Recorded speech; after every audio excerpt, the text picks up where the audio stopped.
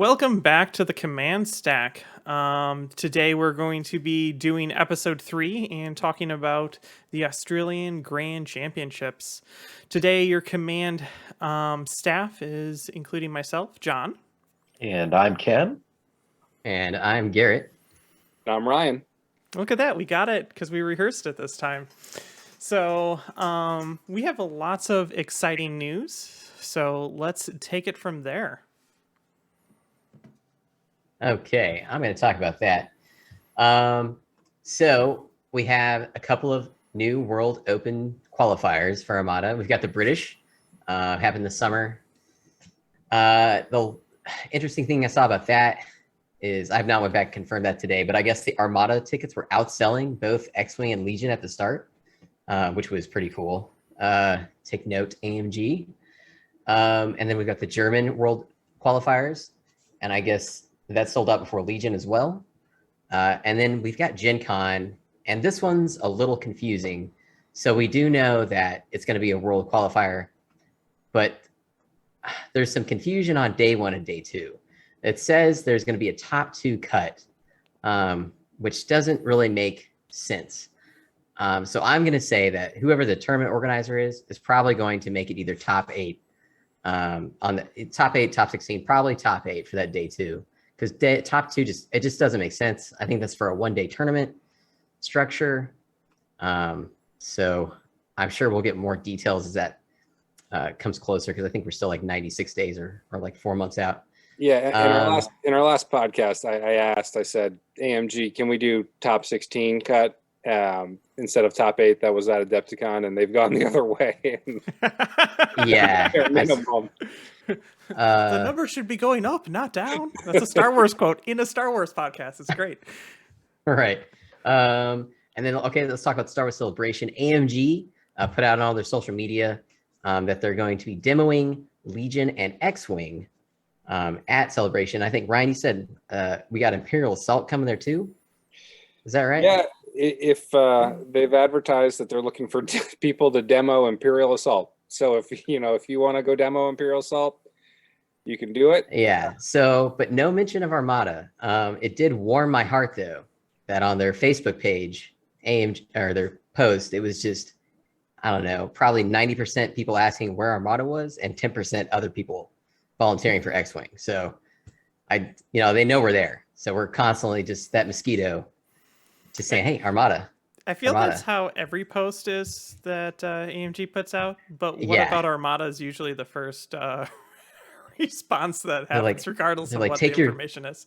Take your PDF and run. I want to just I say this, with rapid reinforcements, AMG got a lot of goodwill from the community. That'll keep us going for a year. But Star Wars Celebration, what a great time to show off a capital ship game. And it's just a layup that they're not taking advantage of. I think maybe they think they can't run a demo game of Armada because it's too long and takes too much space. But you can run a 3x3 200-point game of Armada that takes an hour, in a demo game. You can make that work and put there's nothing cooler than putting a Star Destroyer on the table. That'd be really cool for people to see. So I think it's a layup that they're missing. It's unfortunate. I feel like there's a lot of the backstory that we may not know. But yeah, it's a resource management thing, and I guess maybe they're just not into showing that stuff off now. And I don't know. I think Armada's easier to show off than Legion or Imperial Assault. Personally, I think X-Wing's a little bit easier, but I mean the basics of Armada are very simple. You flip over your command dial. It's a navigate. Look at this. I set up your command stack for you. And we're going to take the one shot that I put in range for you to shoot at, roll 3 red dice, and then you can modify it. Cool. And then you move and see this cool little snaky tool. This is how we move, and it feels like you're flying a ship. And that's all you have to do for a demo. I feel that every time I've been in a game store and not even necessarily like an Armada day, I always have people that come check out the games, because there's something stunning about a game that has multiple Star Destroyers and all these other little ships and a swarm of fighters on the table. It kind of sells itself compared to the other things. Even when I've been at a game store and there's people that are playing Legion and are playing X-Wing, people will walk past them to come check out an Armada game. And I think that's a missed opportunity for them to not have Armada. I completely agree. Yeah, people are always mesmerized by the capital ships. I walked by two Legion games on last Saturday, and I peripheral, I thought they were just playing Warhammer. I had no idea they were even playing Legion. So, but yeah, that's all the greatest news we have. We've got the Maelstrom event coming out later this summer, and then we have the Rapid Reinforcements just came out. So, but now let's move on to the meat of the podcast here. Yes. So we're going to be discussing a tournament. Do we have the date that this tournament took place on? Sorry, I just totally realized through that. Ken's going to look for it, and then I'll keep talking. So this So is... it looks. Go ahead. Okay. So it looks like it actually started on March 26th of this year. I think if I remember correctly, it went on like right as we were filming the second episode for this podcast. Yeah, I believe you are correct. So this is going to be the Australian Grand Championship. Mm-hmm. And I'm going to throw it over to Ken because Ken talked to one of the organizers of this and got some really good information about that. So go ahead, Ken. So I had a great conversation with Mars over at Fly Casual. They were some of the bigger players in this tournament. Wound up being only 14 people that wound up being at the tournament. I think they were scheduled to have a handful more, maybe closer to 20. But what Mars was telling me, there was some folks that either had COVID or there was some COVID question, and they just wanted to play things safe. So it wound up dropping down to 14, which from what I'm gathering in Australia is actually a decent number. When you look at, sure, Australia is humongous land size, but when you come down to it, you've got everyone living on the coasts, and it's a long distance to fly from one side of Australia to the other. So they were pretty pleased with that. Mars did mention that he went with a bunch of other guys from his local store, and I think they occupied 5 or 6 of the slots. And his first game right out the bat was with one of the other folks that he normally plays with. So, of course, they know his list, inside and out. And it'd be like, John, if you and I were at a tournament and wound up playing round 1. I'd be like, well, we've been practicing against each other with these lists. I don't know. I swear, every time I go to a tournament, I face someone that I know, like from a local area. The one time I went to Gen Con, I think 3 out of my 4 matches were people that I normally play with. I'm like, I could have just done this at home. Yeah, save a couple bucks, right? So, but anyways, from what I hear, it was a great tournament. People had a lot of fun. I'm actually looking at my notes here that I wound up taking, but all in all, well put together. They had a blast. Mars wound up taking up 3rd. I'll be talking about his list a little bit later. Again, hey, this is Australia. It's their big event for Armada, and there's some positive showing. I think that's the most important thing that we can see is that we hear all the time Armada's dead, or no one's playing Armada, and that's just couldn't be farther from the truth. People love this game, and they're playing it across the whole world. Yeah, I want to add there, we have a lot of Australian players who play on TTS, really good community online because they play across the world. I think in Battle of Hoth, we might have at least 8 Australian players right now. So, good players, nice guys. So, very good, active Armada community.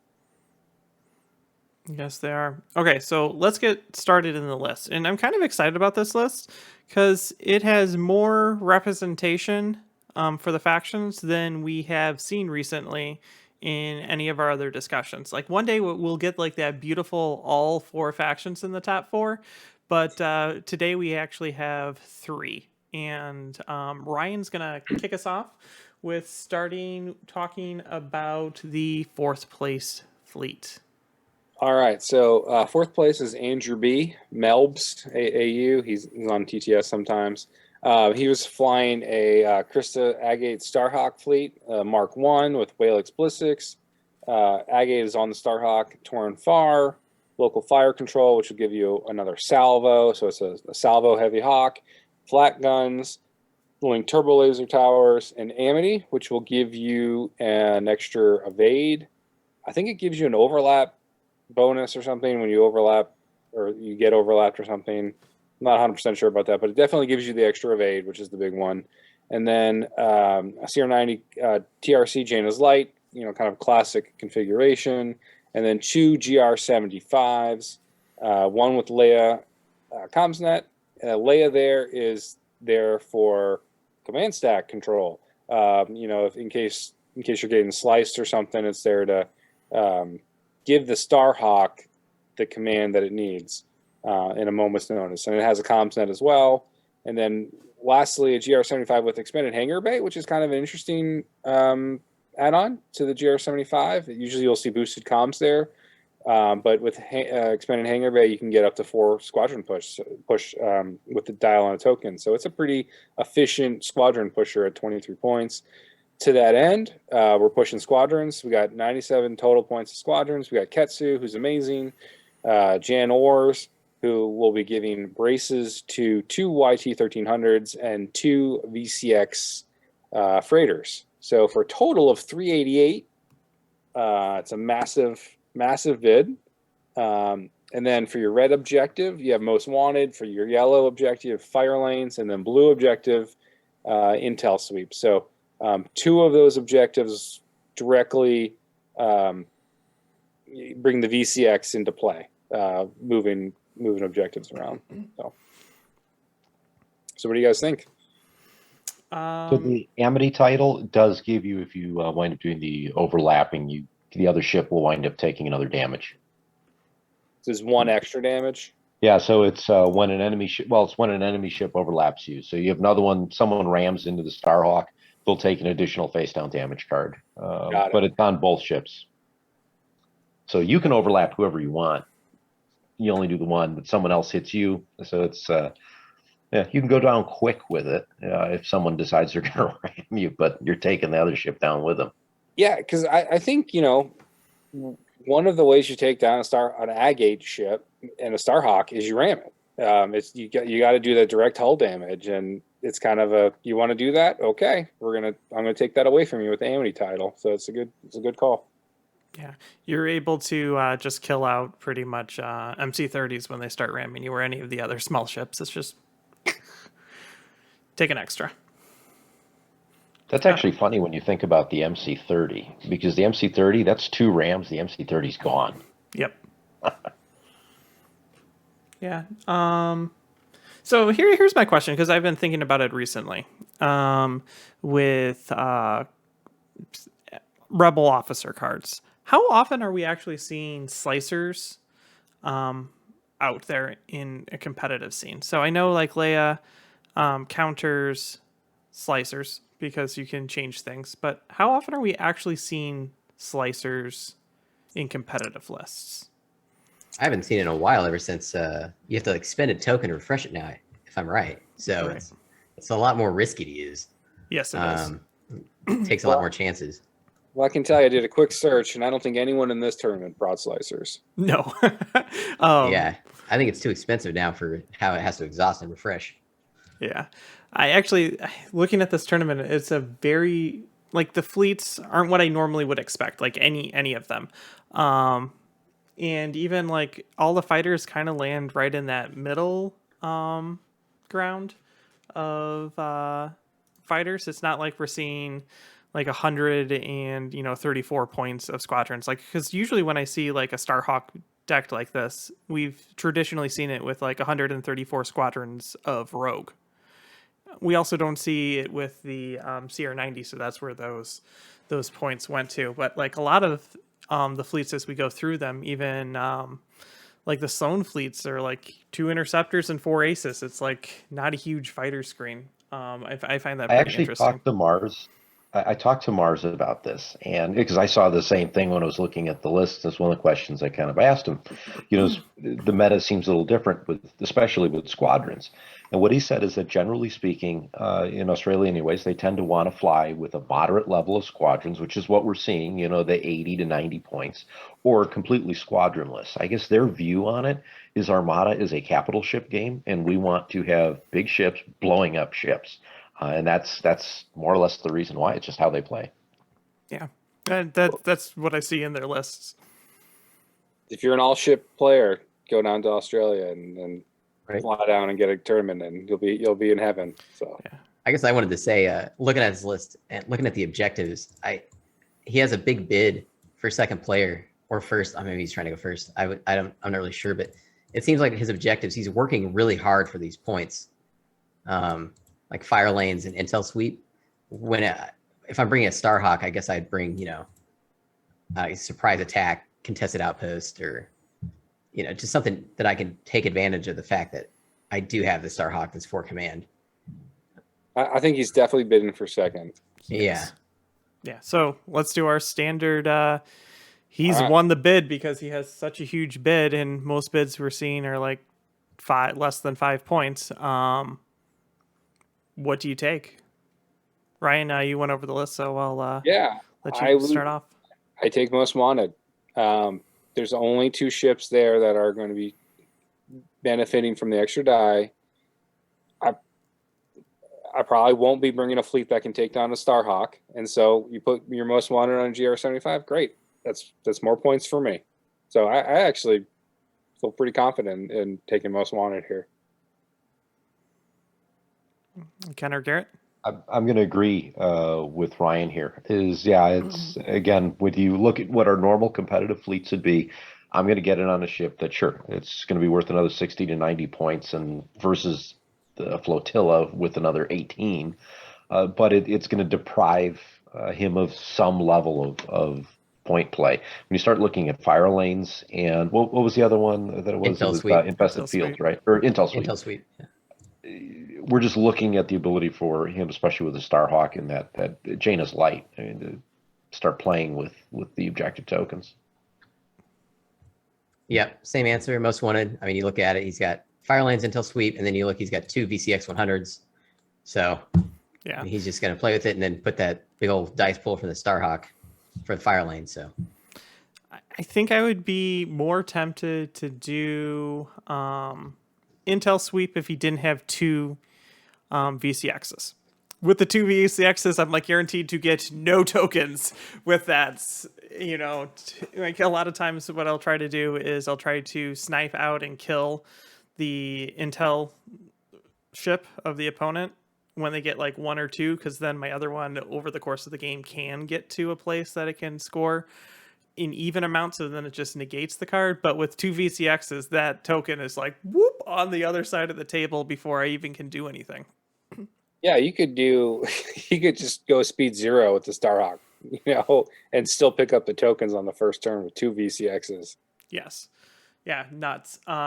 So this is just not necessarily about this list, but something I feel like I've seen before. And like strategic is a very, very powerful ability. And a lot of the objectives have multiple tokens that strategic can work with. But anytime that I see my opponent having 1 or 2 strategic squadrons, I usually nope immediately out of letting them go second. So it's almost like if you were to get the bid, I'm like, yeah, I'm second. I don't really want to play with your VCXs. And the fact that he brings 2 of them means that I'm 100% going to do that. I feel like, I think Ken and I recently played a game. I don't think it's released yet. But one of us, I think I had a VCX and he's like, well, you got a VCX, so I'm going second. And I'm like, but you really want to be a first player fleet? He goes, yeah, but I'm not going to mess with that VCX because all of the objectives that come with those tokens, if you have a strategic, you just, like, you're as second player, you're already probably going to win them. And then with the strategic, it's like, yeah, like there's no real competition for it. That's kind of my feeling with it. So with him having the bid to make you play that, it's going to be most wanted almost every single game. No, I agree with you. I'm thinking of that same game, and I think if we remember correctly, I looked at the cards after I decided I'm going second. Looked at yours, I said, "Yep, loss." And that's exactly how this fleet is built. And it's the 2 VCXs. They're scary, and when you really think of objective token control, you're kind of in a bind because you're right. You're playing most wanted, or you're going to get token farmed. Yes. And if they are playing a very large light fighter type meta, Most Wanted's really, really bad to take because if you have like a single Star Destroyer, well, that Starhawk is going to pound that Star Destroyer. Just with that extra dice, and then with Jaina's Light as well, being a harasser, makes it really, really difficult to really want to take that because it's like, you're gonna just go across the board. Now I'm hiding to not die from that Most Wanted, or I get like hardcore token farmed. So the objective choices work very well for their specific meta. Yeah, I was looking at the rounds here, and his opponents, he did have to play against both the Onager fleets that were in the top 4, so both Mars and Mundo. And I mean, I'm sure they picked Most Wanted. Yeah. So I mean, he didn't have a blowout against the Onagers. Like he held. And then his other, I think he fought against a 2-ship Star Destroyer with a Raider, and then the CIS fleet. It'd be interesting. I think pretty much, I'm sure almost all of them probably took Most Wanted because there's no like huge point swings for his Starhawk to show those objectives being used. But I guess he can think about that, making that red one a harder one to pick. Yeah. I feel like, because I watched all of them, but I watched them over a month ago, because it's on Fly Casuals, and I know for sure someone played Intel sweep, and I don't remember if it's this list or not. I know the Onager wrecked it because they did it destroy the Starhawk? I can't even, like, I watched it specifically so I could do this, and now it's not even in my head. But the Onager player killed the Intel ship before it was able to pick up a single token, and I'm like, oh, that's the problem when something like that happens. And I know for sure that the Starhawk was on film because I learned something, like, without ever thinking about it. And I talked about this on one of my back seats, but if we look at the card, local fire control, after you deploy, you must replace one of your defense tokens with a salvo token. When we see that, we usually toss our brace or contain and just replace it with the salvo. And Andrew here did something that I never even really considered doing. He replaced his salvo token with the salvo so that he could keep his contain, because the other player was a Sloan list and it had like Merrick Steel in it. So he's like, I'm going to be taking tons of crits. If you can get through my shields, it's going to be like critting through, and he would rather be able to cancel out the crit effects. And I'm like, poof, light bulb. I'm like, I never even considered that. Like, I could just replace the salvo with the salvo. There's nothing on the card that says you can't do that. But like in your head, the hierarchy of defense tokens, contains are so low on that list compared to like how powerful a double salvo build is. But having the mindset to change something like that is really, really good. Like, because your plan obviously is to take like 2 salvos, and Agate gives you another brace. But like, to be able to deviate from that in the moment, I think was a really, really good play. It's just not something that I ever had considered before. So, food for thought. Yeah. So, okay. Anyone have anything else about this fleet?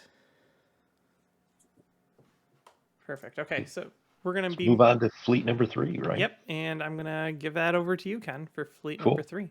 So this is Mars' fleet, and it was a Screed fleet. Brought it in at 392 points, so he has an 8-point bid here.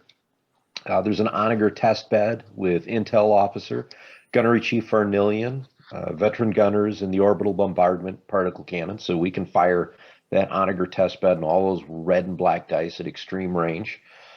And then he has Screed on the interdictor, and Screed's also accompanied with Captain Brunson, auxiliary shields team. So we're already looking at a defensive build on this on the interdictor.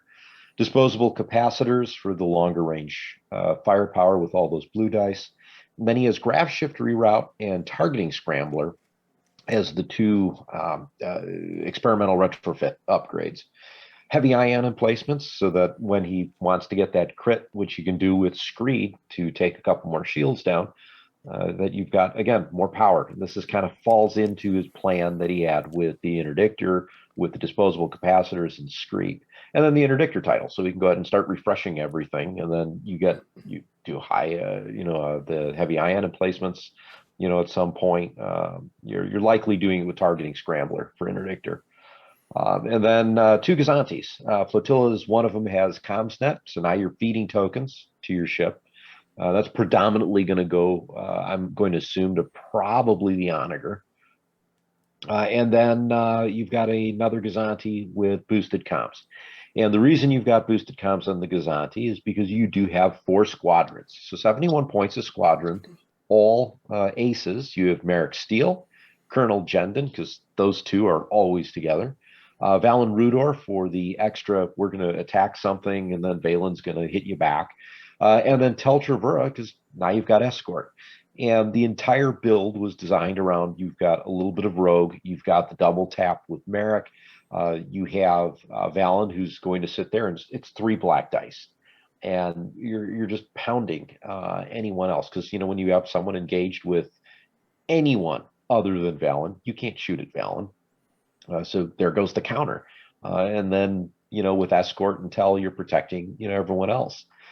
When you get down to the objectives, Ion Storm, abandoned mining facility, and volatile deposits.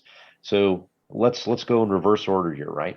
Volatile deposits. You need that crit, which again, you've got Screed, you have the disc caps on the interdictor, or if you can manage to pull it off with the Onager shot, why not? I mean, you've got the ability to score extra victory tokens here real easily, and that's per activation with Screed. Abandoned mining facility. You have 5 engineering on the interdictor. You've got 3 on the Onager. You're just farming tokens for it, and you can just sit back, which is kind of what the Onager wants to do. You have the interdictor behind it, which is protecting it and or itself. And actually, one of the neat things with this list is because the interdictor is so incredibly beefed up with defensive capabilities, you could almost attack with the interdictor and leave the Onager behind if you wanted to. You've got to be cautious. You can't just go running in, guns blazing, and hope the cavalry of the Onager saves your bacon. But you can, the latter half of the game, it becomes a very offensive ship. And then Ion Storm, again, we're going back to leveraging crits to get your tokens. So this entire list is designed to kind of go second. And while I'm second, I'm going to get these crits. These crits are going to allow me to take shields away with heavy ion emplacements. It's going to allow me to score victory tokens with either Ion Storm or volatile deposits. Or, hey, all right, fine, I'll sit here and mine the abandoned mining facility and take tokens that way. And you're really forced to come in, and that Onager, or not the Onager, but the interdictor is really tanky. So sure, take the Onager. You're looking at 120 points, 119 versus 150 on the interdictor. So you've got some balance there. And if you can take out 1 or 2 of your opponent's ships, you're pretty much guaranteed to have to take out a third one. And that's a mean squadron setup as well. And a decent list. I'd be hard pressed to take this one on. And you said, Ken, I guess you have the inside knowledge, but he's taking the 8-point bid to go second. He's going to, generally speaking, go second, because then you can leverage Screed to get all the crits. You've got the ability to, farm your tokens. And then if you have someone with a larger bid, okay, you've got the Onager. Now you can go first. And I think part of it is situational, depending on who his opponent is. Yeah, I also think Gunnery Chief Farnillian is like more of a second player Onager type card, where you get to pick your dice. If you are the second player, or as first player, it's a blank. So it's a little bit stronger. It's still fine, as first player, but it's a lot better as a second player, I think. So it's just kind of another indicator there. Well, and the other nice thing about Gunnery Chief Farnillian is you could throw a blank in there, swap the blank out for a double or a crit, and then toss that with Screed to change another blank into a crit. It's when I started taking this thing apart and I was talking to Mars about it, It's absolutely brilliant. I actually really want to try this fleet out myself, just because I think it'd be kind of fun to play. May not necessarily be fun to play against, but I think with the moving parts in it, and you've got Intel Officer on the Onager, so I mean now you're eliminating some of your defense tokens. Uh, you have so many opportunities here to force rerolls defensively, do some rerolls with veteran gunners, and then really kind of almost maintain a level of I know I'm going to do X amount of damage because of Screed or Gunnery Chief Varnillion, as you brought up, Ryan. And you've got a little bit more longer range firepower too, with some blue dice with discaps on the interdictor. Then everything else, send in the squadrons to go and clean up. Yeah. Also to note, this Onager isn't set up to do turn one shooting. It doesn't have the title, and it doesn't have Hondo to power that. So I would agree with it being a second player style of Onager. So also, if you're looking at the objectives, I'm just going to start with the objectives here. You have Ion Storm, Abandoned Mining Facility, and Volatile Deposits. And honestly, I'm probably going to pick Ion Storm here. And Whoa. Okay. Not what you expected? I thought we established a rule last episode: never take someone's Ion Storm. But okay. Well, so there's a reason for it, though. Okay. And it's because of how the I thought it was marked for destruction. I said, but I could whatever. And it's because of the grav shift. He'll be able to pull any of the objectives away from you for the other ones, or toward himself. So if you look at volatile deposits, you're like, okay, well, I'll be 15 points down per round. I can sit by my asteroid. Well, your asteroid's not going to be anywhere near you, because he's going to throw it as far away from you as possible and then sit and collect his two and then force you to come to him through his Onager shooting. No, thank you. Abandoned mining facility, you're like, maybe because I'll have a dust field, I'll be able to, collect some tokens because, Gazanti and the Onager and stuff. So he'll collect 4 tokens a turn, and then it'll be a standoff. But that's not really going to be the case, because he's going to, again, take your dust field, push it away so you're no longer anywhere near it, and then it doesn't block the Onager shot coming into you. And then the station's going to be pulled into him, and then his interdictor is just going to churn points off the station, multiple points off the station every turn, and you're never going to get near it again unless you go through the Onager. While Ion Storm, I can at least get rid of the token and his ability to shoot me by doing engineering. That's kind of my thought behind it. Like, all I have to do is race across. Like, again, all the obstacles are going to be so far on his side that you're going to have to come to him. But if I'm going to have to come to him, I would rather him not be earning points until I'm actually in firing range. That's kind of my concept before it. And so the Onager is only going to get 1 token per turn. The interdictor at long range is only going to get it once, because he only has discap once. And more than likely, the Gazantis then aren't gathering points. So he's setting himself up for, at that point, 3 tokens a turn instead of like multiple tokens, and me having no ability to score it. That's why I would take Ion Storm. Well said. Yeah, looking at these 3 objectives, I mean, it's the best scenario for him, because I'm already frustrated. I'm not even playing the game. Yeah, seriously. I mean, like, because volatile deposits, I mean, it's just, he's getting tokens and potentially adding damage. Like, he's got 2 bonuses. And then, Ion Storm, it's the best of the worst. I don't know. This is horrible. Yes. Props to everyone who played against this and came out. I would take volatile deposits, because Ion Storm's a trap. You should never take it. That's just my opinion. But volatile deposits, you can get in there quick. At the very least, you know where they're going to be, right? Like you have some predictability as to where their fleet's going to be. You may not like that, you may, but you can at least try to leverage positioning of, they're going to have to stay around these asteroids. They're probably going to throw up a dust field to block the incoming fire. You can kind of use that on the way in for volatile deposits. So I would take that, mainly because I've had my own volatile deposits flipped on me before. So I know you can flip it. It's one of those where when you start looking at the cards, you're looking like nope. Well, I gotta pick one of them. And, it's a hard choice. I think for me it'd be really much fleet dependent on what I'm flying. But I'm inclined to pretty much say that I'm likely going to go after volatile deposits just to try and avoid some of the obstacles as best I can and just move at high speed. And then my hope would be that no lucky shots come out. Lucky shots, if you've screed, you're pretty much guaranteed to get a crit on every single shot.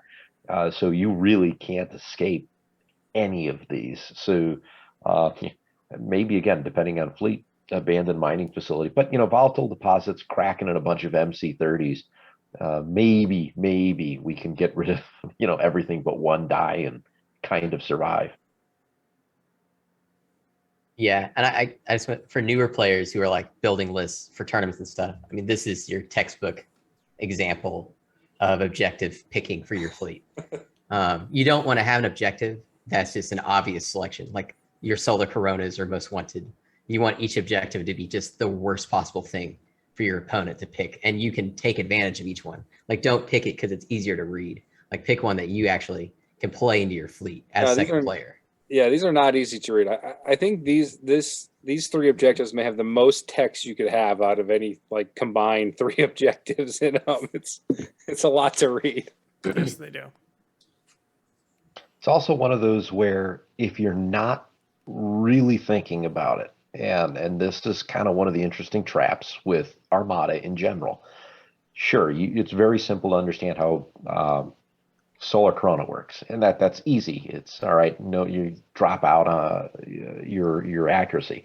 When you start looking at, okay, when he gets a crit, there's only a 1 in 8 chance of getting a crit at this range and with this many dice. And then you start looking in at, but if he has screed, and then with the grab shift reroutes, and then you really have to pay attention to how this fleet is built. And I'm sure that what Mars was hoping is that he's going to face an opponent, which didn't happen on round 1, but in later rounds, where you're facing an opponent who looks at him, doesn't really pay too much attention to what they're facing, and they pick something, that'll be good. And then turn 2, they realize that was a mistake. And I think that's really the thought process behind this fleet. Yeah, and then and again for newer players, when you get to a tournament, the procedure is you get paired, and then you get to review each other's lists before you pick the objectives. So make sure at the beginning it's hard to know all these upgrade cards and commanders and stuff, but look for these keys, and then you can go back and compare their list to the objectives while you're looking at them after you've made your selection, because you don't get to see their objectives until after you've picked first or second player. So make sure you're looking hard at that fleet, and then use experiences like this, or just even us listening here, he's got screed and all this. There could be a real bad objective flip, and if you've got the option there, maybe you should pick second player, even if you don't want to play second player. Yeah. Like what I was saying with when I see across the table multiple strategic squadrons, I'll go second. Thank you. I would rather not play whatever you have. Something else, you will be familiar with a bunch of cards, but sometimes you get a list and you're like, that card's never used. Always just ask your opponent, what does this card actually do? Because sometimes you come across a card. I don't think there's anything in this list that's necessarily out of the ordinary, but be like, hey, you have this card I haven't seen recently, Captain Brunson. What does that card do again? Also, with this list, I think Interdictor I would probably be using on Captain Brunson more than targeting scramblers based on different things, but being able to just cancel out 2 dice is super powerful. I meant to mention that earlier and then forgot. No, it's so. it's a good call, John. I want to highlight something there. Like it's a good call because it's the it's either that or targeting scramblers, right? And so targeting scramblers will be useful if someone is ganging up close and personal on the Onager or the Interdictor. But if someone is pounding away at a distance, Brunson is great, against long range shots for canceling out doubles or something. So it's a good kind of mix of defensive capabilities. Or crits, because all of the objectives are crit based. And the reason why in our previous one we were talking about don't pick Ion is everyone that had Ion was like a 7 activation rebel red dice, and so they could churn like 7 tokens off you. I'm not necessarily as afraid of getting tokens churned off of me with this list. It doesn't have enough attacks to really do that. That's kind of my thinking between this and like taking the other objectives. Like you have to burn the disposable to have 3 chances at long range. So if you're able to stay at longer ranges, I'm not really worried about the critical effects. So, anyone else have anything to say about this fleet?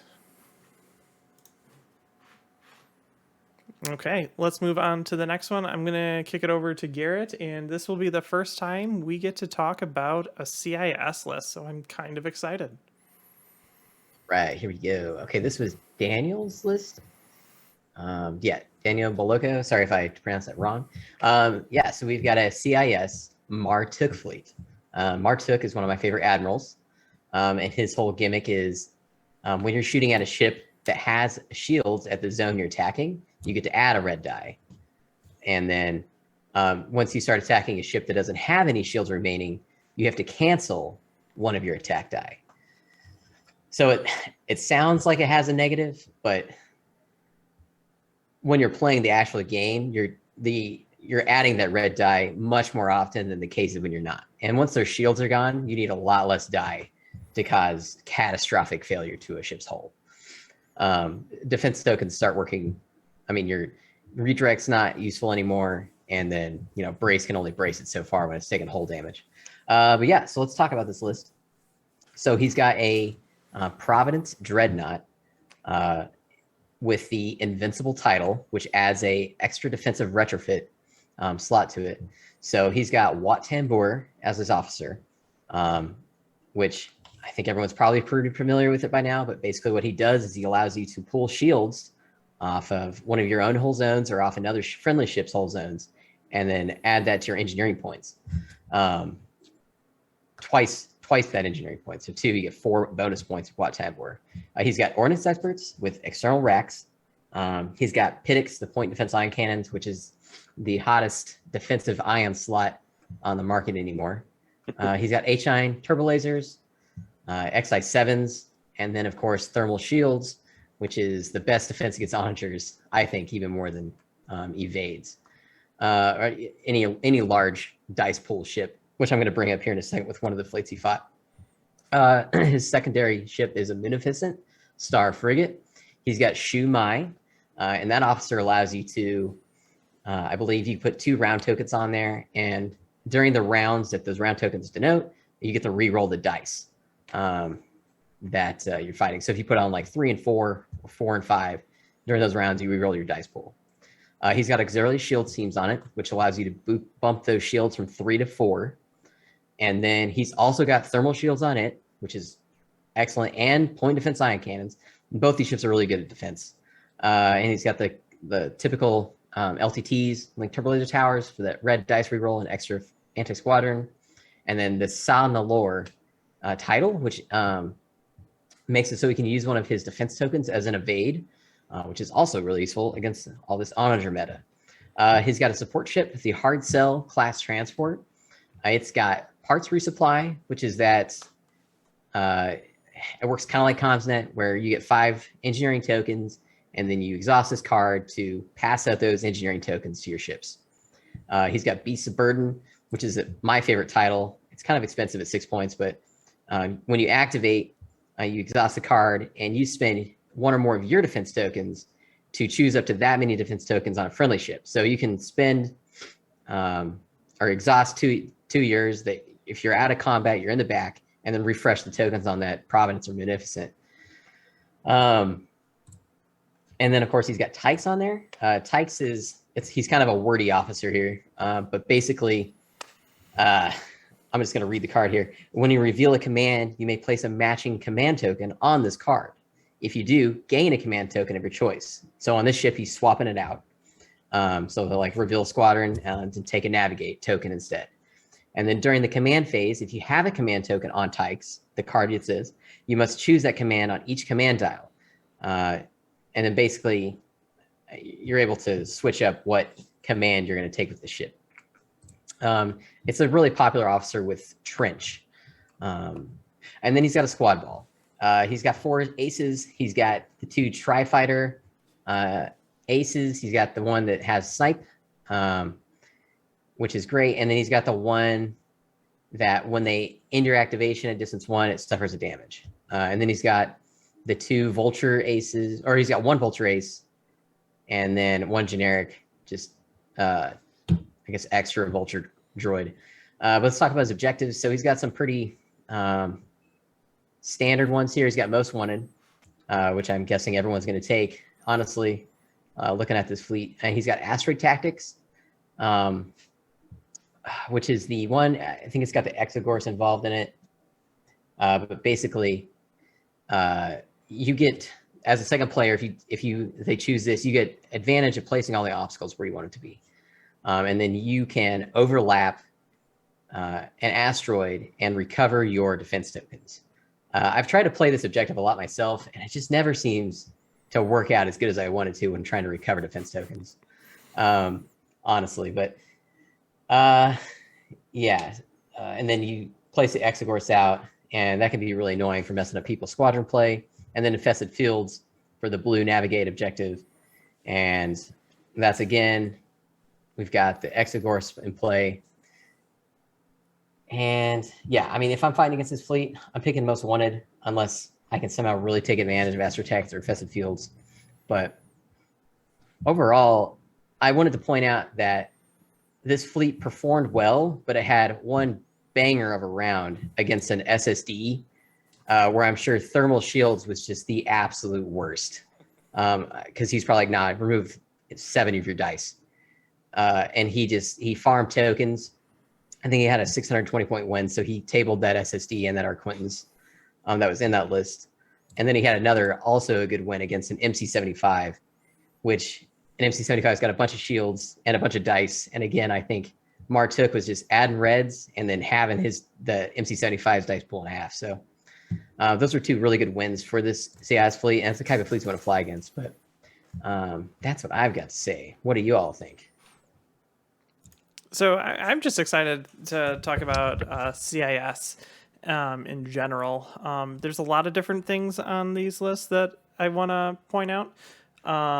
And yeah, Martuk is just so powerful. The ability to add a red dice in if they have shields. I just wanted to touch base on it a little bit because every time I see new players playing this, they get it wrong. So there's like 3 states that the shields can be in.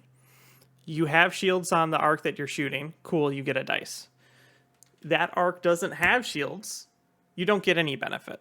And then if not a single hull zone has shields, you get a negative effect, and that takes place after you roll your dice pool, which is a really important thing to take note of.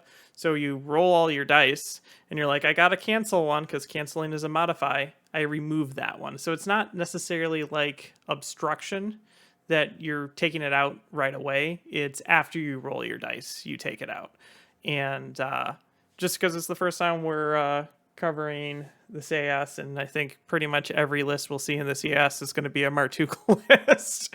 I just wanted to throw that out there. Yeah, that and his friend TF1726 or whatever. Yes, exactly. Yeah, you're absolutely right. People get hung up on that second part of Martuk, and just ignore it. I mean, it's almost. I mean, the situation where you're canceling a die is going to be like maybe twice per game. Maybe. Yes.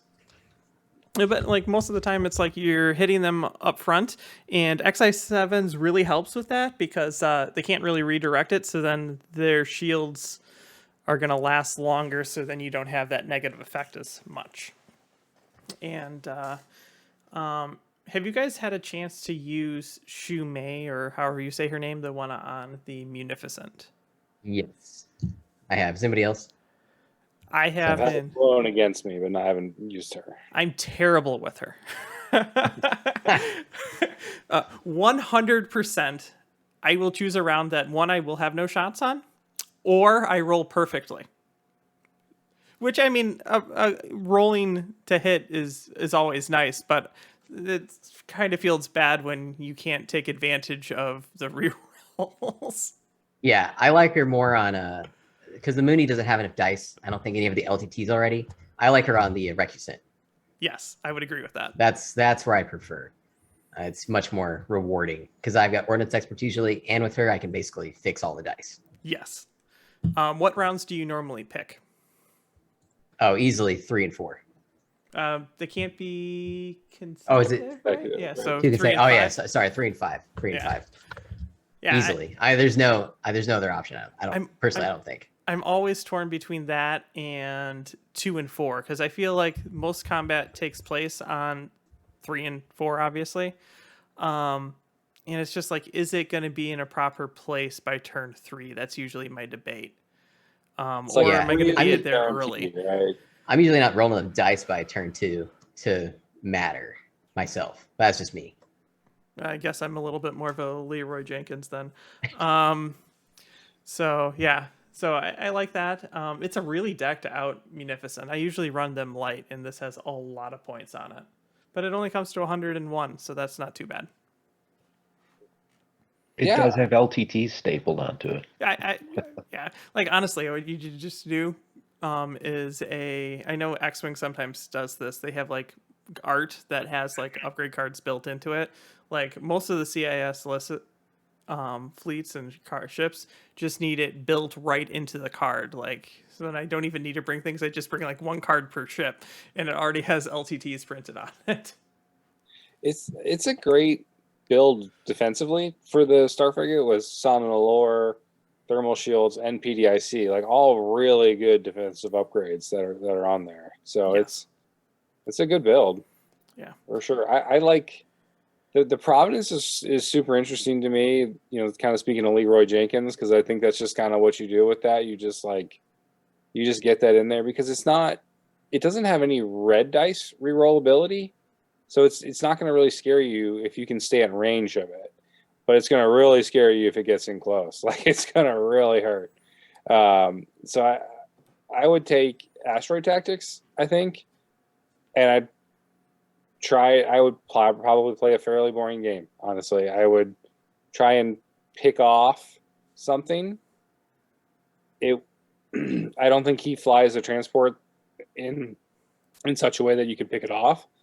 So it'd probably have to come down to the Star Frigate, which is super tough. I think it'd be a tough matchup for sure.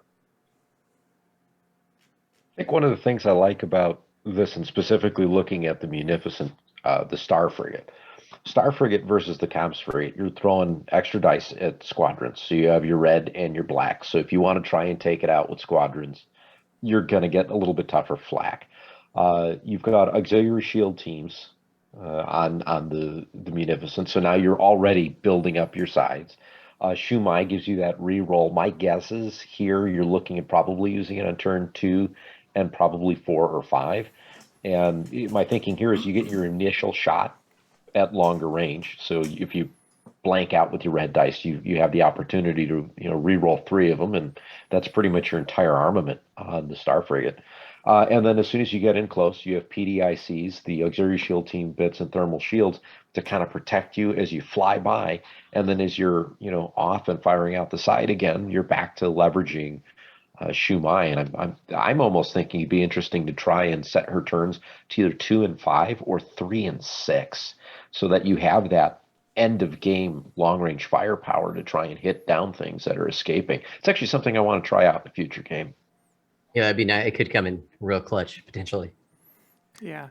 Yeah, I'm torn on the objective to pick because, like, looking at this, I'm like, I kind of want to take Most Wanted, but I think that's a mistake. And I'd probably just go with Asteroid Tactics and play a really boring game, like Ryan said. Like, Most Wanted, like, when I see Shumai,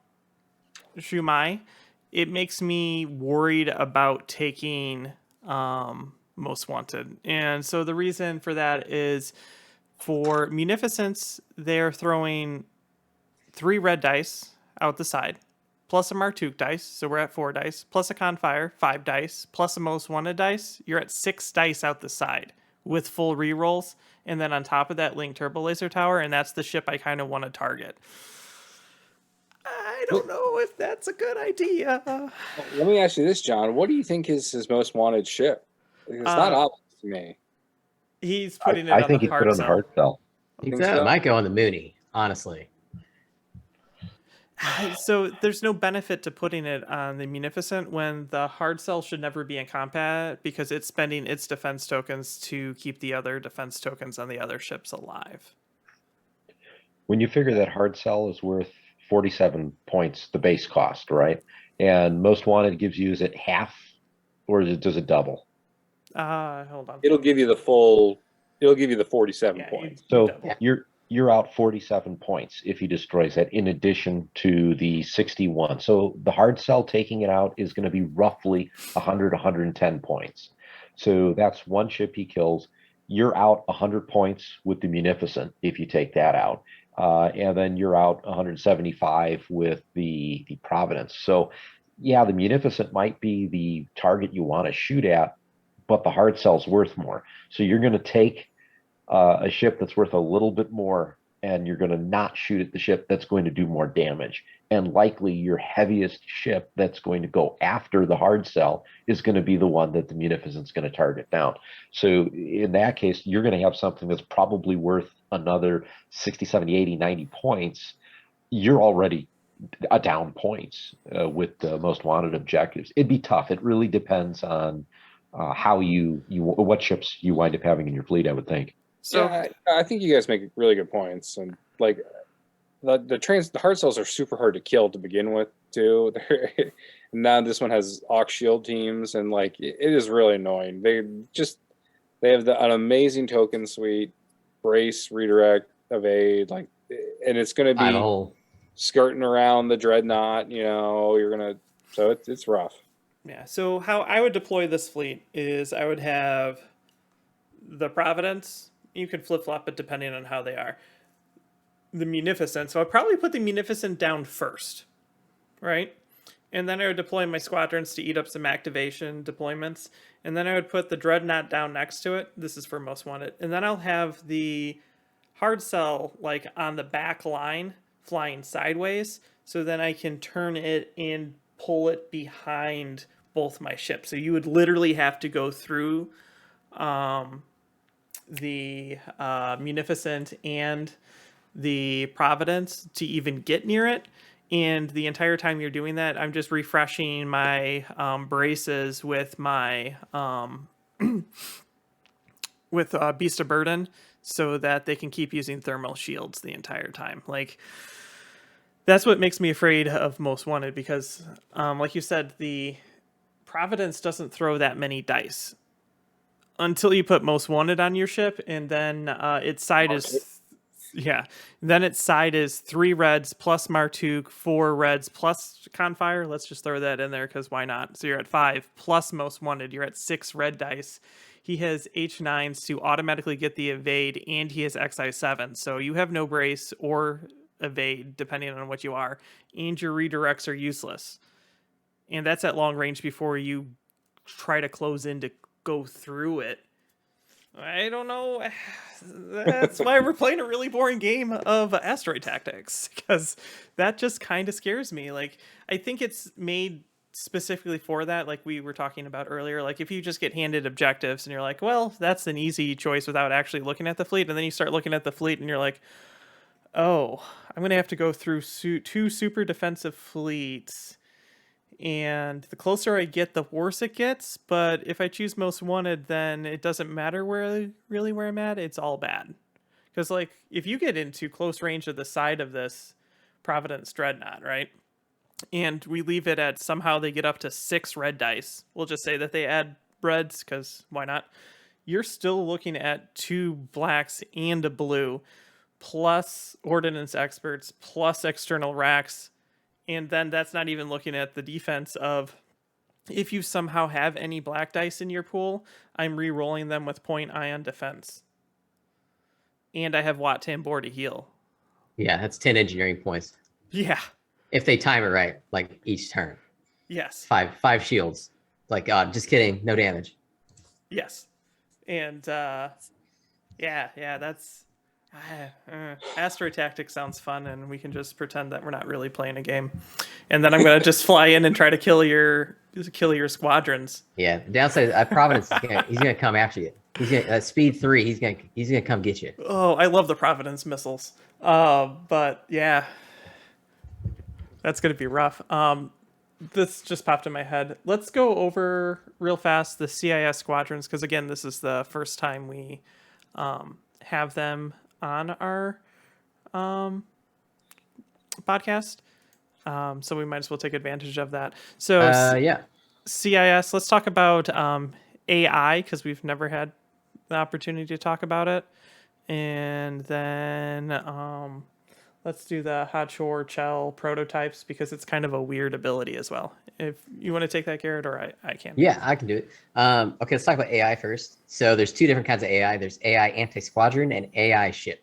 This doesn't have AI ship. But AI anti-squadron is when you're activated by a command dial, like this, or a squadron token, you get to add an extra die that's already in your pool when you're fighting against other squadrons.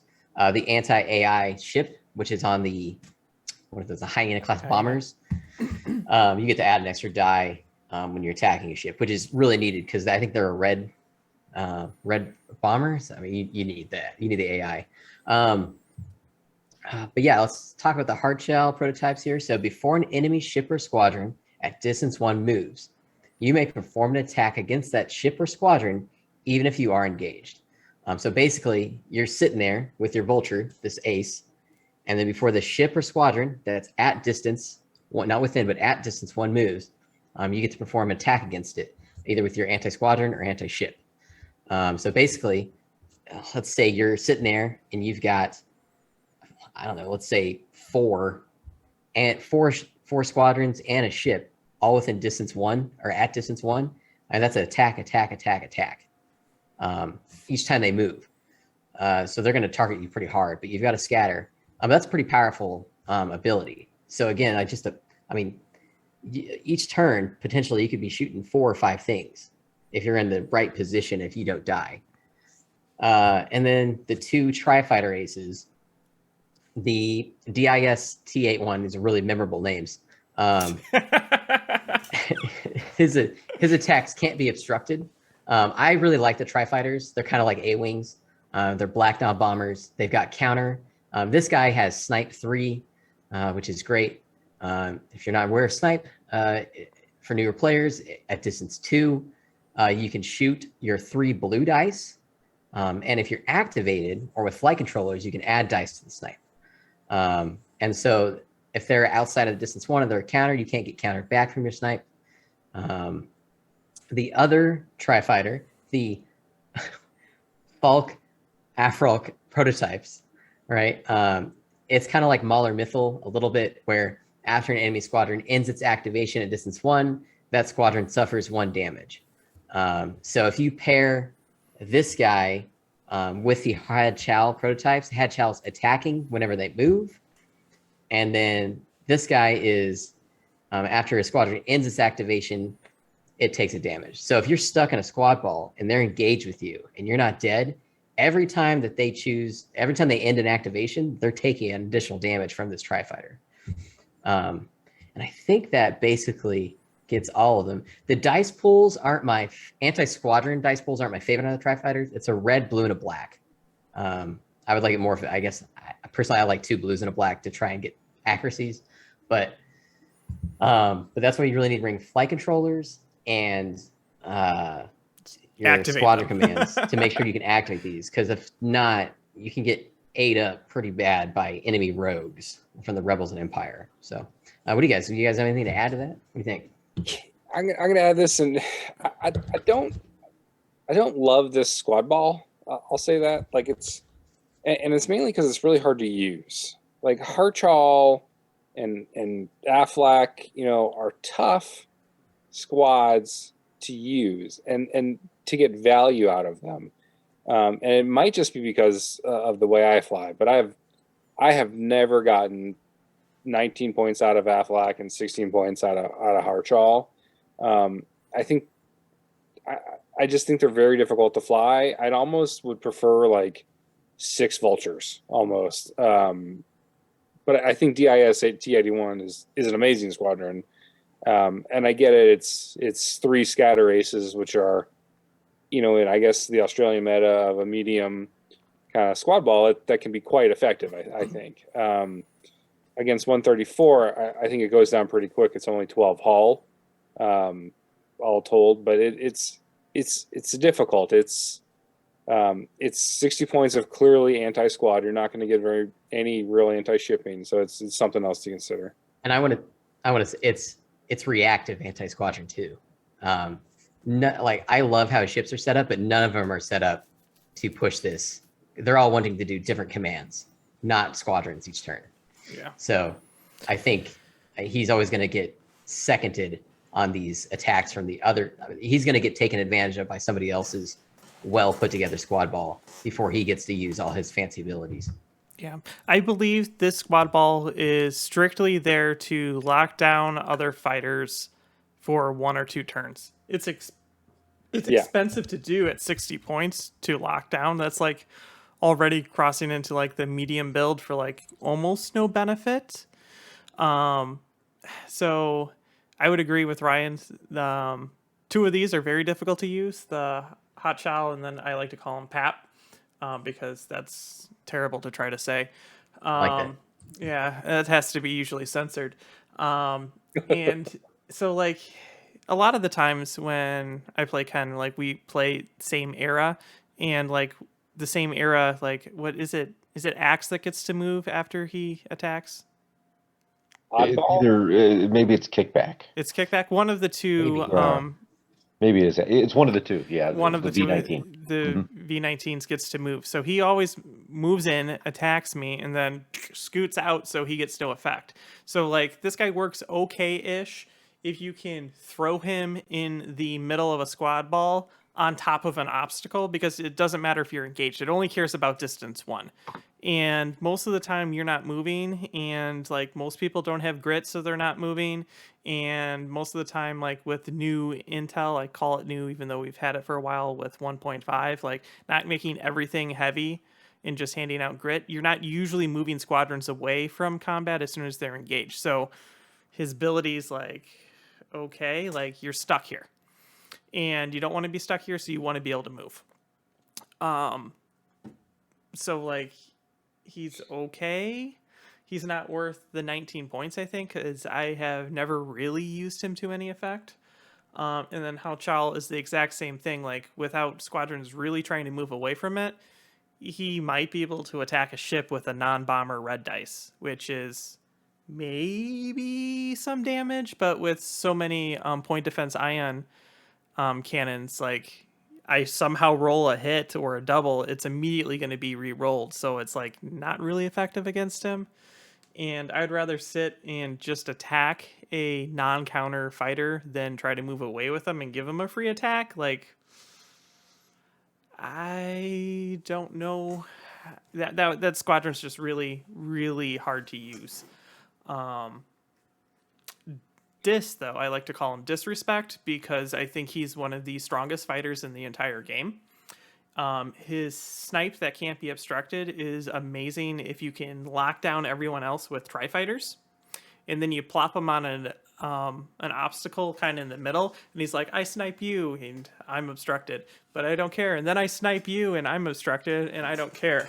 And as soon as I start building like a CIS squad ball, it starts with disrespect, and then I fill it out with usually tri-fighters or other fighters like that.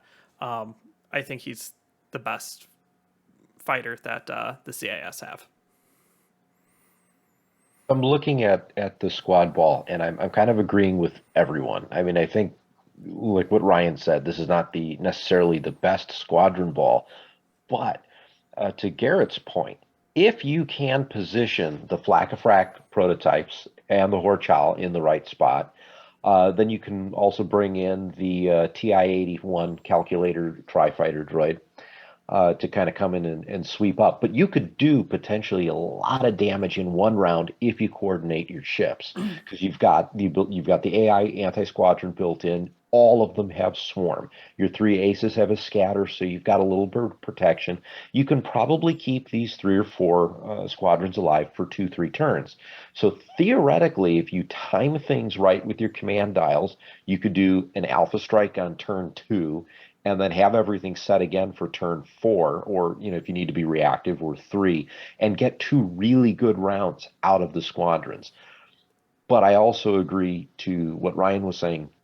12 hull, it's gonna go quick, and you only have the 3 scatters amongst it. So okay, maybe you get a little bit more life out of it, but John, like you're saying, you're gonna get 2 rounds, maybe 3. It's gonna be a speed bump. Having said that, again, look at the Australia meta. This is actually a decent squadron ball for what you're probably going to go up against. Good point. Yeah. So, again, I think this is one of the neatest things we see with all the different tournaments we cover, is how each part of the world does things differently. Yeah. Would this combination work well at one of our local tournaments? Probably not. The ships would, definitely. And here you go throw in another hard sell for 60 points. But in Australia, this clearly it's a decent mix because it wound up placing second.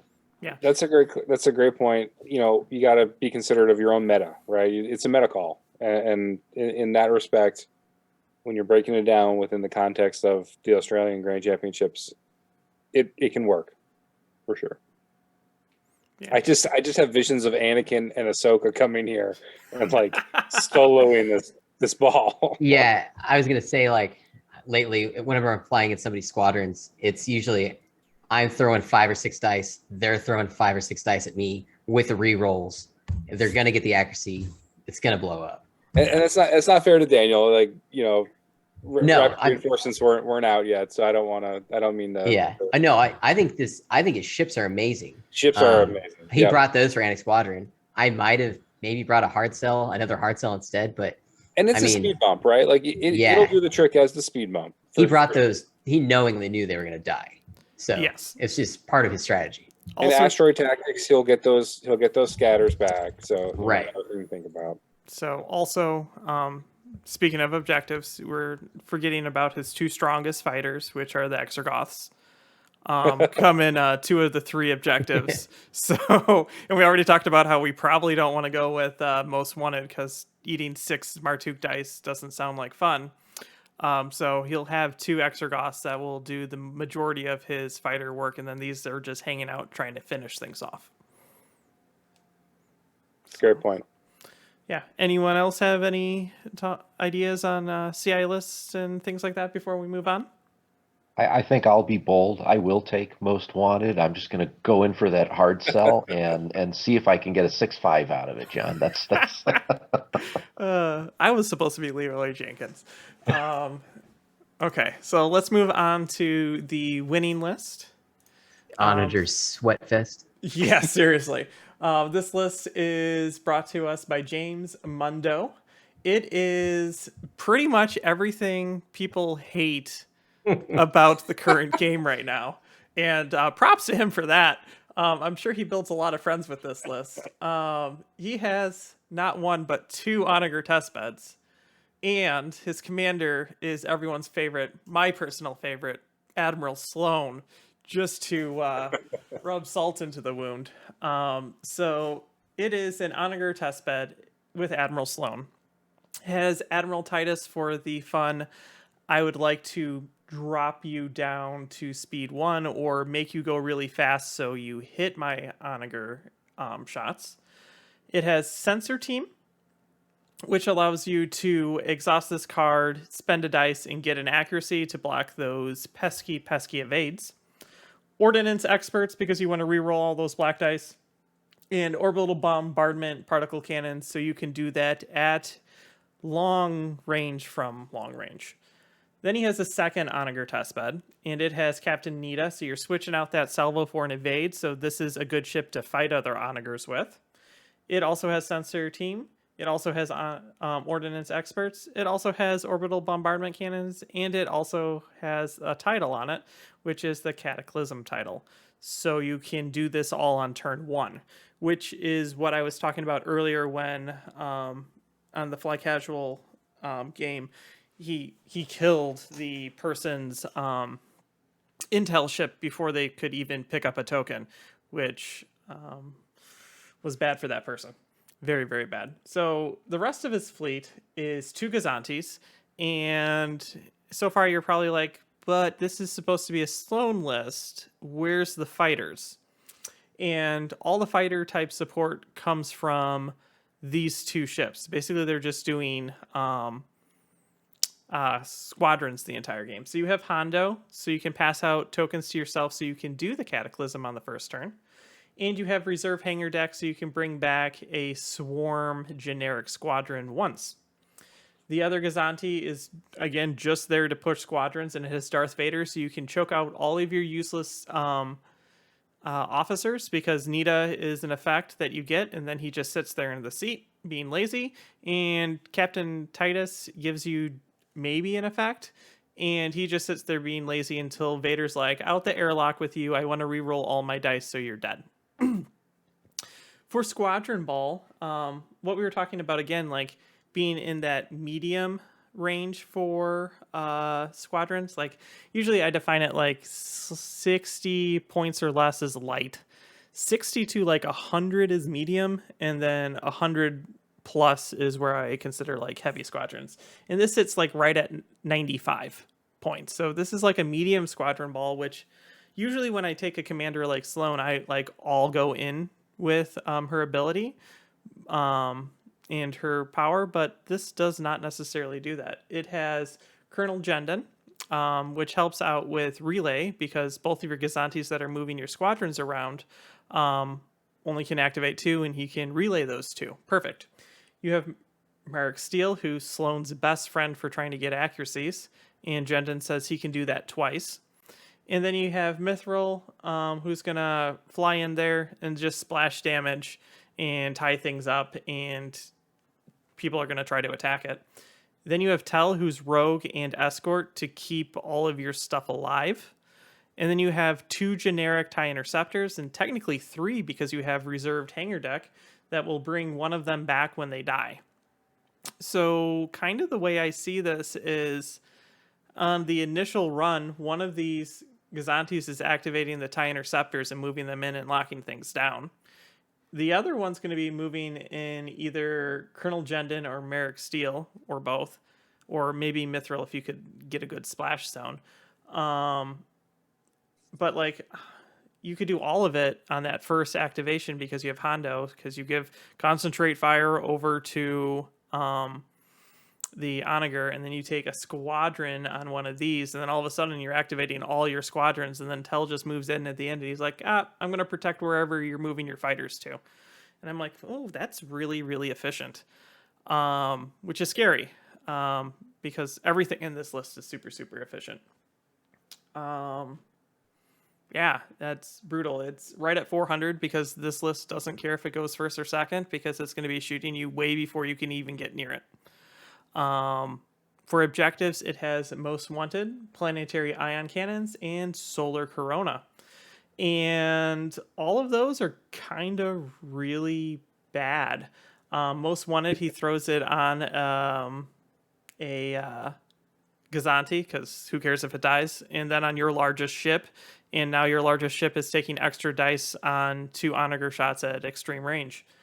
Planetary Ion says, I'm going to probably exhaust and make you spend tokens, and then I'm going to fly in with Sloan and remove them as fast as possible.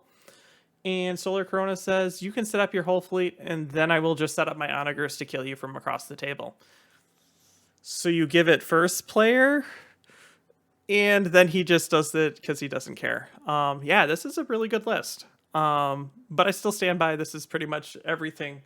Like, if you wanted to write a letter to the people that are salty about Armada, me being one of them with onagers, like, this is like an open letter of everything about it. It's well put together. That's what I have to say about this. So I am not as salty about this list. It's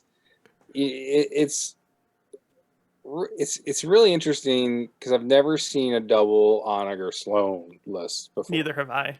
It's super interesting, and then it's an effective 95 points, but it's not an overwhelming, right? Like, Merrick is the only thing doing damage to your ships. Really, I mean, I know they're Sloan. I get it.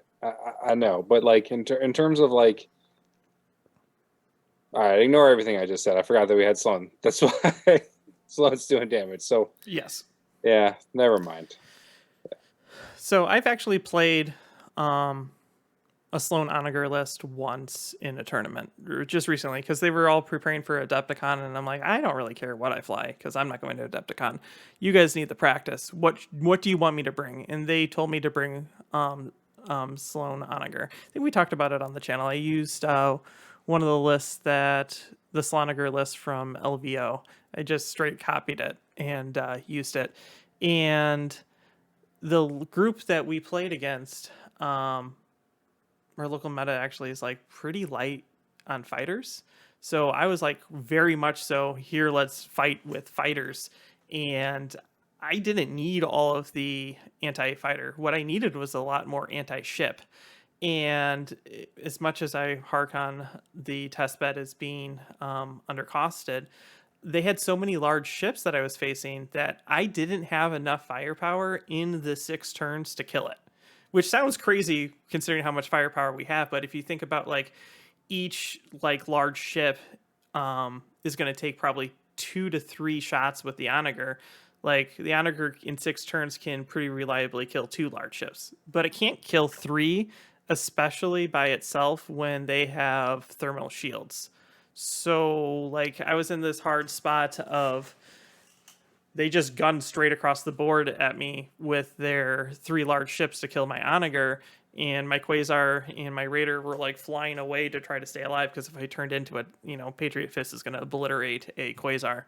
And then I was trying to command my squadrons there, and I had way too many squadrons than I could command. What I needed was another onager. Like, 2 onagers just kill things so fast.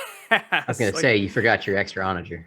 Yeah. I forgot the extra onager. I should just switch it out for the Quasar, because honestly, like, steel is where Sloan really gets most of her ability from for stripping tokens. Like, that's the only one that's reliable for me, because I 100%, if I'm playing Sloan and I want to strip tokens, I will roll nothing but hits with my TIE interceptors, and I usually have like 4 of them, and then they die from flak. But this doesn't really care about that. The squadrons are here just to deal with other squadron balls and tie them up, and the onagers don't really need the fighters and the Sloan ability to do what they need to do. They just do it.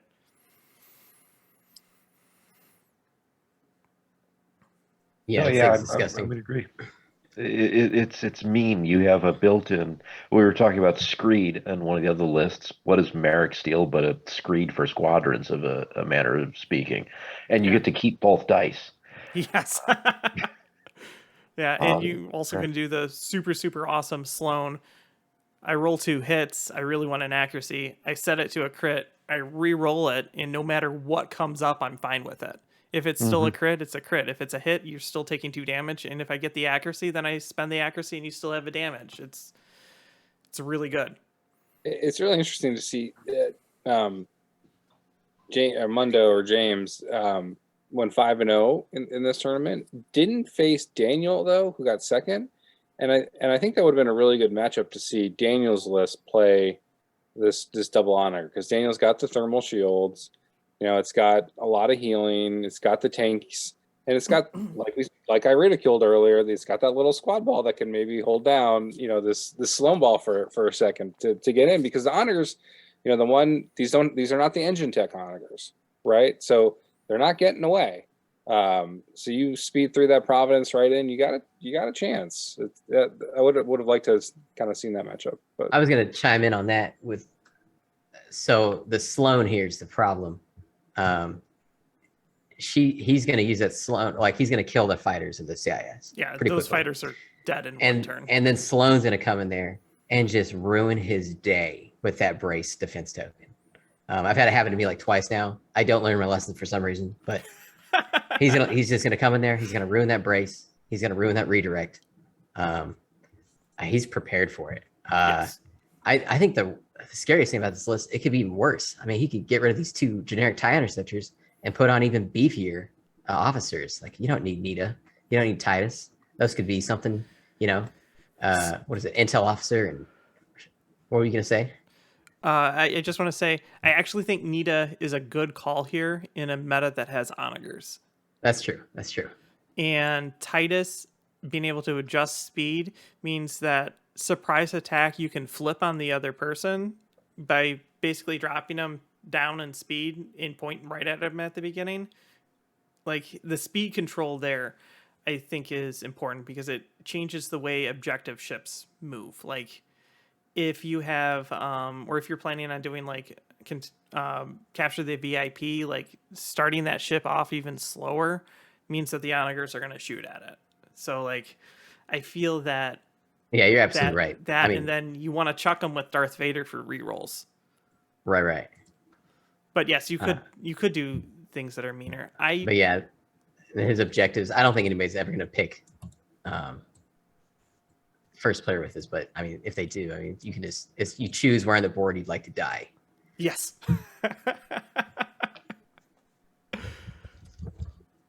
Yeah, I think. Go ahead, Ryan. I'll let you do it. What do you want to do for objectives? Okay. I'm tossing most wanted. I'm not doing that.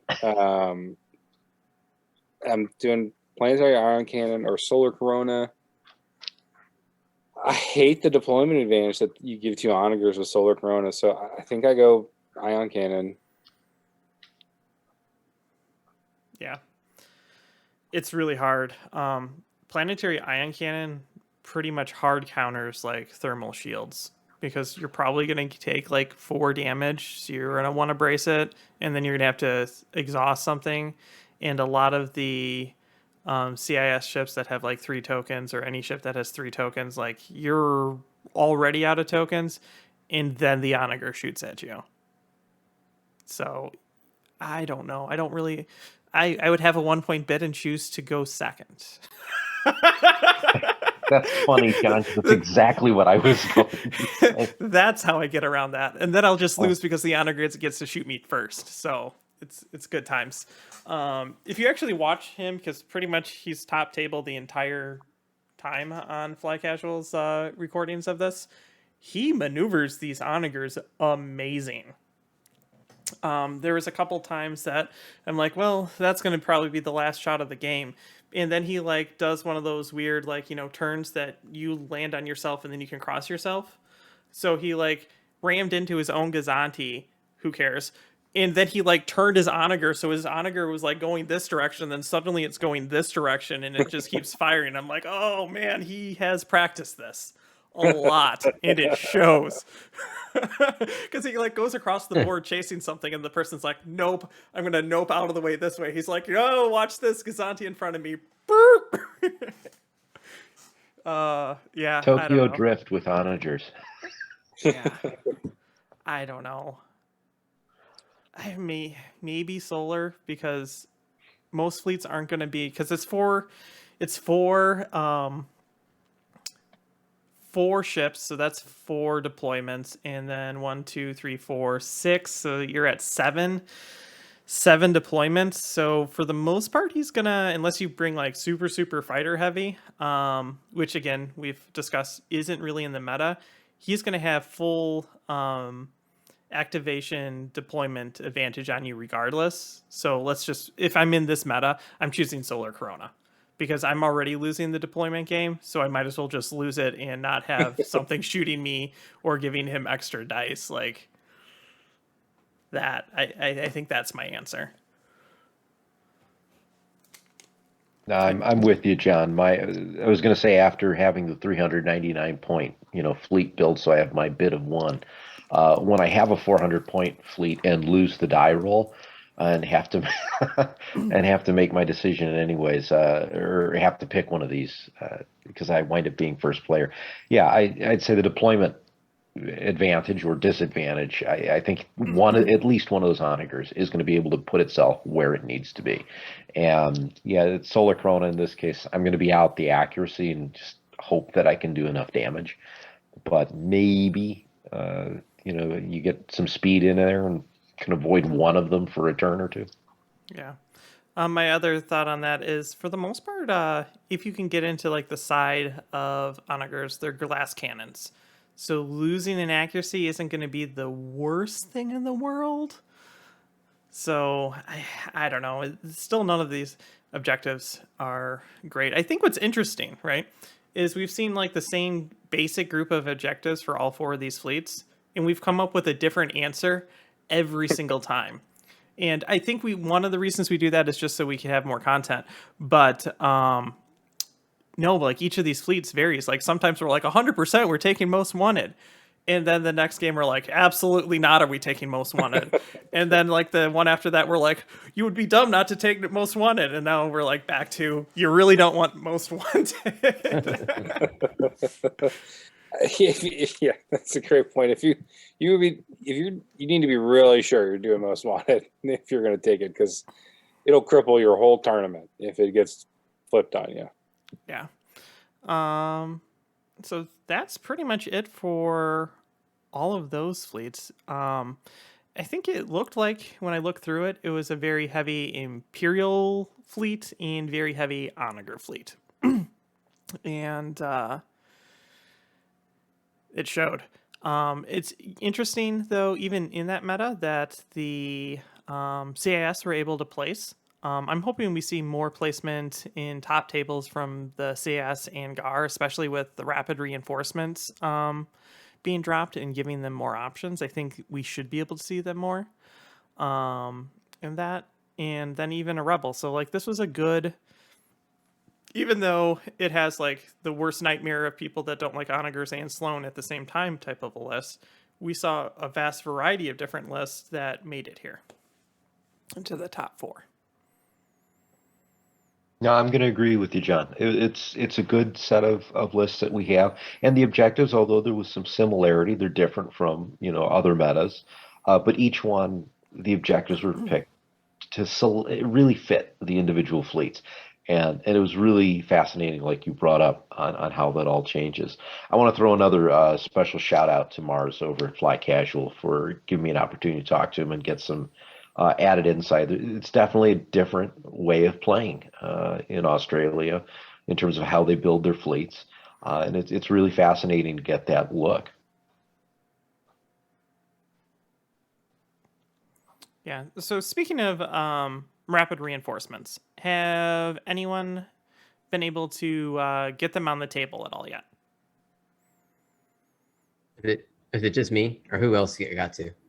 Well, Ken and I both have, so we have. Oh, some you both have. experience. Oh, you guys go first. Yeah. So I have played the CIS, and I've also played the Rebels. So I think it was funny that in our last Command Stack actual episode 2, we talked about what would be my 100% ideal ship to Radis drop in, and I'm like, well, it would definitely be a Providence. If I could choose any ship, I think the Providence. And then it was like the next day, literally, rapid reinforcements dropped, and now I can Radis drop in a Providence. So I did that. You can go watch that on our Ion Radio YouTube channel.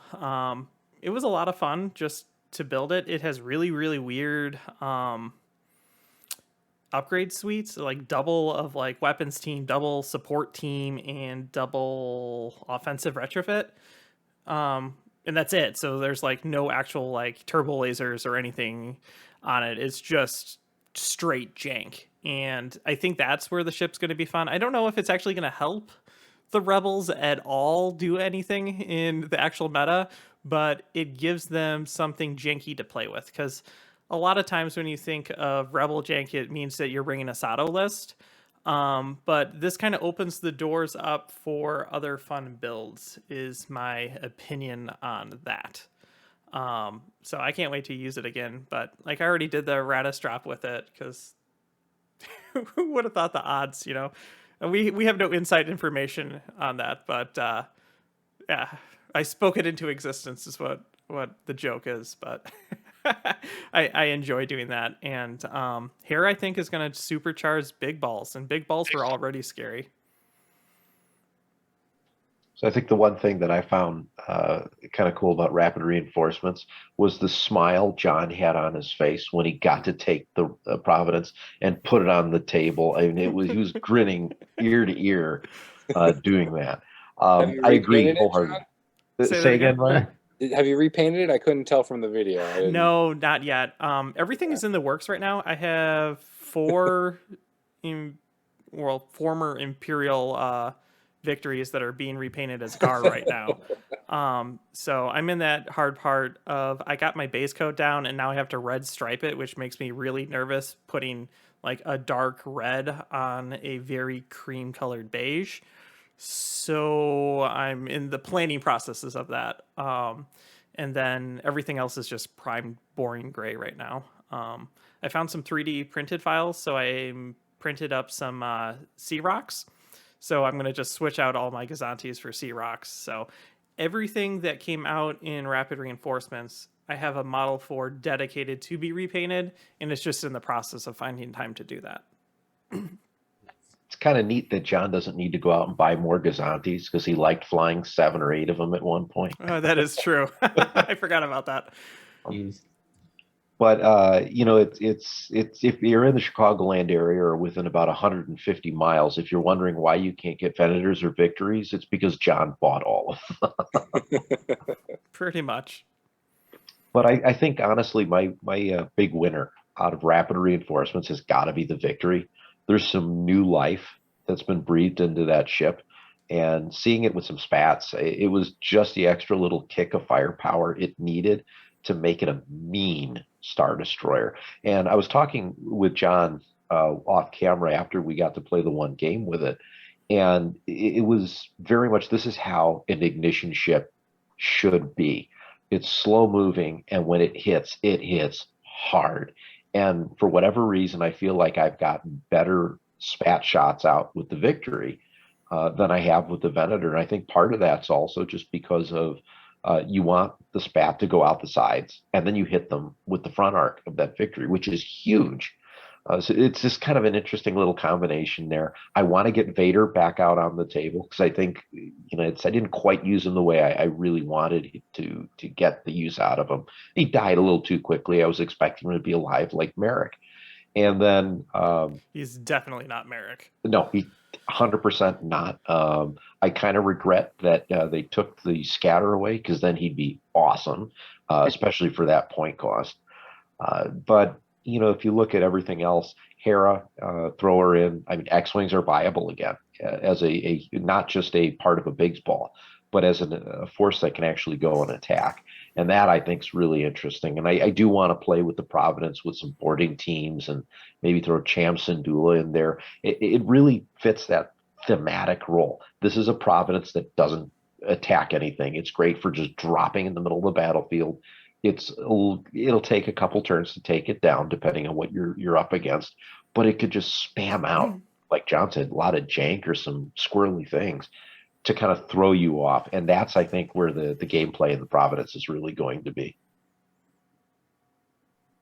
And then Garrett, you said that you've used some of the rapid reinforcements as well, too, right? So I personally have only used the 2 Republic ones. So we got the Victory and Anakin.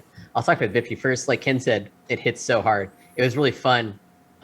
You know, the Victory's slow. So I just sent it on an intercept course with another player's Imperial Star Destroyer. And I just, you know, parked it there. with spats at the sides. That front, I had 3 cards on: spats, ordnance experts, and APTs, assault proton torpedoes. I knew it was going to die. I sent it there to die. And the fact that it has salvo now is just an extra, just knife in the back of the enemy player. And I took it with Luminara. And so when I was fighting, like, I shot off all this ordnance into this fresh ISD. And then when they were shooting back, I would salvo back. And then I would be able to Luminara from another ship or squadron back my salvo again. And I've never put out so much damage on a victory ever. So, and that was the first time I ever used it.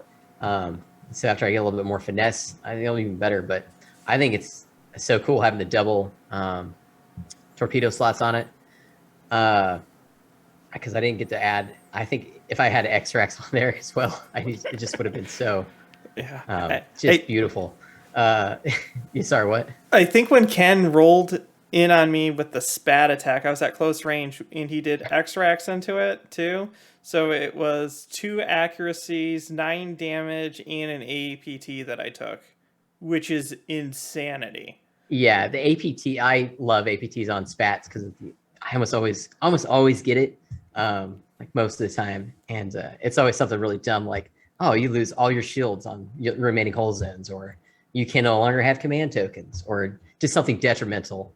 And then to talk about Anakin, really liked him. Brought him with Ahsoka and Axe.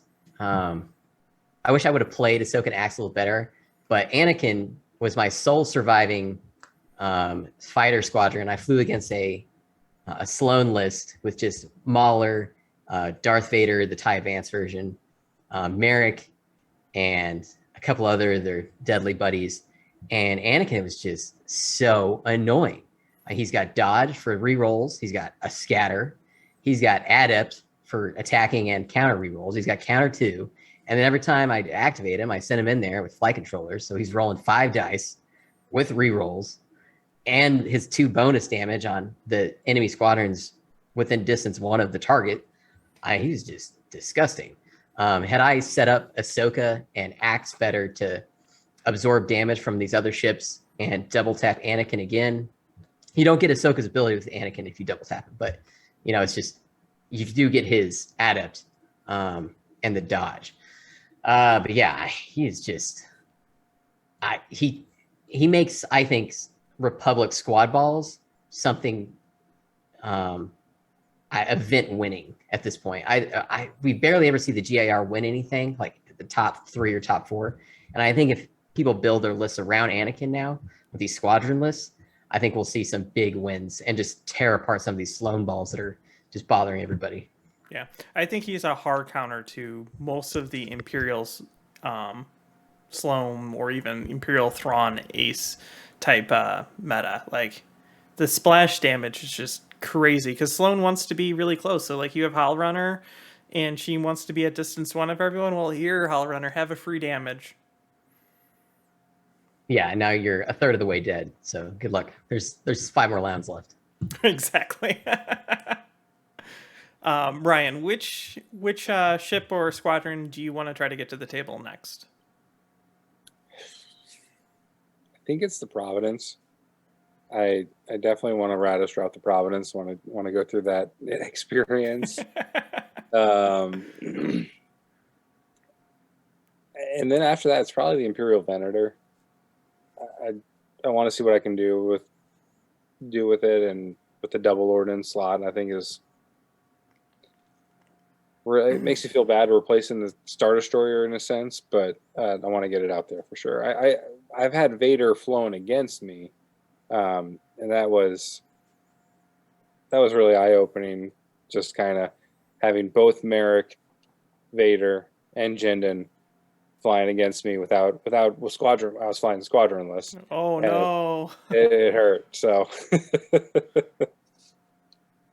yeah. So I think it will be interesting because moving forward in most of the tournaments we're going to be covering, I think the next one we're going to be doing is the Battle of Hoth. Is that probably correct? Was that live when Rapid Reinforcement came out? Yeah, we had started 3 days earlier.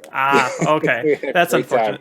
So we'll have like one more battle report Old review meta. before we see the changes really come into effect then.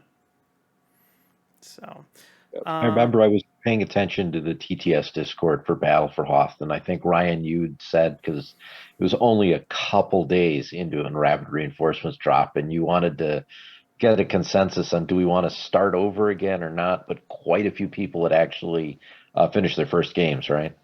You know, we only had played about 6 games out of, you know, the first 26 and, you know, in the round, but people just had put a lot of time and thought into their lists, and I think they wanted to fly them. And it surprised me. I didn't expect it, but it was kind of a landslide. I let people vote on it, and they said, no, we want to just keep going and plowing ahead. So it'll be really interesting when the ITC comes out in which is our big signature tournament in the summertime. If people choose Anakin or one of the 5 Darth Vader, you know, variants that they can choose, because under the rules, there's only one unique, and Anakin and Darth Vader are the same person. Spoiler alert! I just want to let you know. So you can't choose all variants of them. Just pick one. I think it's Anakin Squad. Out of all of those options, I think it's the Anakin Squad. I think the Vader one's going to be interesting, though, because that's really going to depend on how people build up their teams. Right, but so if I'm not mistaken, this is one like it's highly suggested that each, because it's teams of 4 and everyone should be like a different faction. Is this the tournament I'm thinking of? Yeah, we're still finalizing whether it's at least 3 different factions or 4 different factions, but Okay. it's So- at least 3. So, like, if you look at Vader in the Imperial hierarchy, there are other squadrons that can do what Vader does in all of his different slots, or they just don't need it, compared to Gar, who really need that squadron to do their anti-squadron. So if you look at it, like, where it's the most valuable for your team, I'm giving pointers.